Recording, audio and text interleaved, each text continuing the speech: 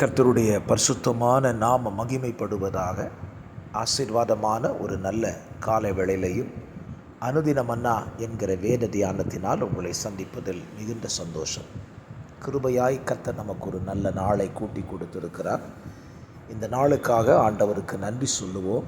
இந்த நாள் செப்டம்பர் மாதம் 8ஆம் தேதி செவ்வாய்க்கிழமை காலவேளை. இந்த காலவேளையிலையும் கர்த்தருடைய வசனத்துக்கு நடுங்குகிற ஒரு அனுபவம் நமக்கு தேவை என்பதின் அடிப்படையாக அப்போஸ்தலர் 17:11 நீங்கள் வாசித்தால், அந்த பட்டணத்தார் மனோவாஞ்சையாய் கர்த்தருடைய வசனத்தை ஏற்றுக்கொண்டு காரியங்கள் இப்படியாய் இருக்கிறதா என்று தினந்தோறும் வேத வாக்கியங்களை ஆராய்ந்து பார்த்ததினால் நற்குணசாலிகளாய் மாறினார்கள். தெசலோனிக்கையில் உள்ளவர்களை பார்க்கிலும்.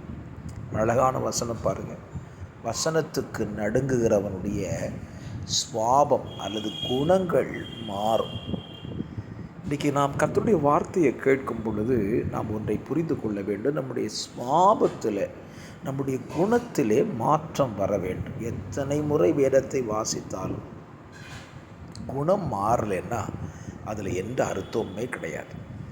என் வார்த்தையை கேட்கிற நீங்கள் பல முறை வேதத்தை வாசித்திருக்கலாம், முழு வேதாகமத்தை பல தடவை முடித்திருக்கலாம், நல்லது. ஆனால் உங்களுக்கு குணம் மாறி இருக்கிறதா? அதை யோசியுங்கள். குணம் மாறாமல் வேதத்தை வாசித்து என்ன புண்ணியம்?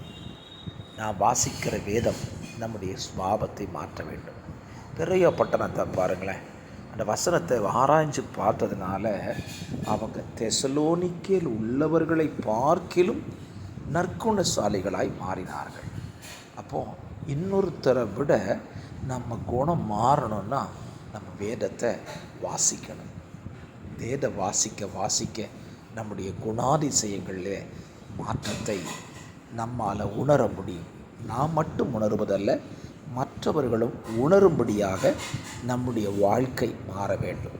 என்னை கேட்கிற அருமையான கர்த்தருடைய பிள்ளைகளே, இந்த காலவெளியிலே நீங்கள் கர்த்தருடைய வசனத்துக்கு நடுங்குகிறீர்களா? அப்படியானால் உங்கள் சுபாவம் சொல்லட்டுமே. என்ன மாற்றம்! லேகியோன் பிசாசு பிடித்தவன் வாழ்க்கையிலே அவனுக்குள் மாற்றம் நிகழ்ந்தது ஜனங்கள் எல்லாரும் கண்டார்கள்.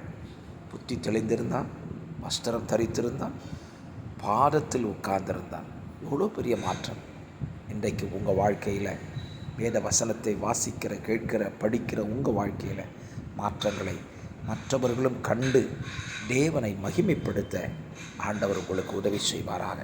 ஜெபிக்கலாமா? பரிசுத்தம் உள்ள நல்ல பிதாவை, இந்த காலவெளியிலே உம்முடைய வசனத்தை வாசித்து உம்முடைய வசனத்தை கேட்டுக்கொண்டிருக்கிற உம்முடைய பிள்ளைகளுடைய குணங்களிலே பெரிய மாற்றத்தை தேவனாகிய கர்த்தரில் கட்டளையிட வேண்டுமா நாங்கள் ஜெபிக்கிறோம்.